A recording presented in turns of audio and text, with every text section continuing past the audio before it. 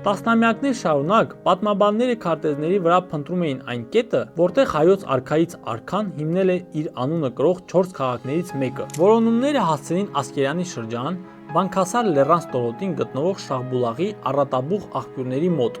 Հենց այստեղ հողի հաստ շերտի տակ թաքնված էր հայկական հելլենիզմի ամենահզոր հուշարձաններից մեկը։ Որոնումները սկսվեցին հայ պատմիչներ Մովսես Կաղանկատվեցու և Սեբեոսի թողած տեղեկությունների հիման վրա։ Նրանք նշում էին, որ Տիգրանակերտը գտնվում է Արցախի և Ուտիքի սահմանագծին, Խաչենագետի հովտում։ Եվ ահա 2005 թվականին Հայաստանի գիտությունների ազգային ակադեմիայի հնագիտական արշավախումբը հնագետ Համլետ Պետրոսյանի գլխավորությամբ աշխարհին ապացուցեց՝ առասպելը իրական է։ Հետախուզական աշխատանքների ժամանակ ուշադրության կենտրոնում հայտնվեց Ասկերանի շրջանի Շահբուլաղ կոչվող վայրը։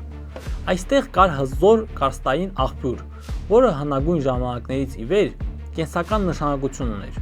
Տրամաբանական էր, որ Տիգրան Մեծը քաղաքը պետք է հիմներ հենց ջրի աղբյուրների մոտ։ Հայտնաբերման գործում վճռորոշ եղան երկու հիմնական նշաններ։ Առաջին, տարածքում նկատվեցին սպիտակ կրաքարի բեկորներ, որոնք բնորոշ չէին տեղանքի մյուս կառույցներին, բայց հայտնի էին որպես Տիգրանյան շինարարության այցեքարտ։ Եվ երկրորդ, պեղումների հենց առաջին օրերին բացվեցին հսկայական պարիսպների հիմքեր, որոնց քարերը միացված էին առանց շաղախի, հելլենիստական ոճի հատուկ կապերով։ Սա անհերքելի ապացույց էր, որ կառույցը պատկանում է մ.թ.ա. առաջին դարին։ Երբ սկսվեցին լայնածավալ պեղումները, պատկերը դարձավ ամբողջական։ Բացվեց քաղաքի ամրացված թաղամասը, որը կառուցված էր ժայռի վրա։ Հայտնաբերվեց հնագույն ջրանցքը, որը ջուր էր մատակարարում քաղաքին։ Գտնվեցին Տիգրան Մեծի պատկերով դրամներ և հազարավոր այլ իրեր, որոնք այժմ պահվում են քաղաքի տարածքում գործող թանգարանում։ Պատմական աղբյուրների համաձայն Տիգրան B. Մեծը հիմնադրել է Տիգրանակերտ անունը կրող 4 հիմնական քաղաքներ Մեծ հայքի տարբեր նահանգներում,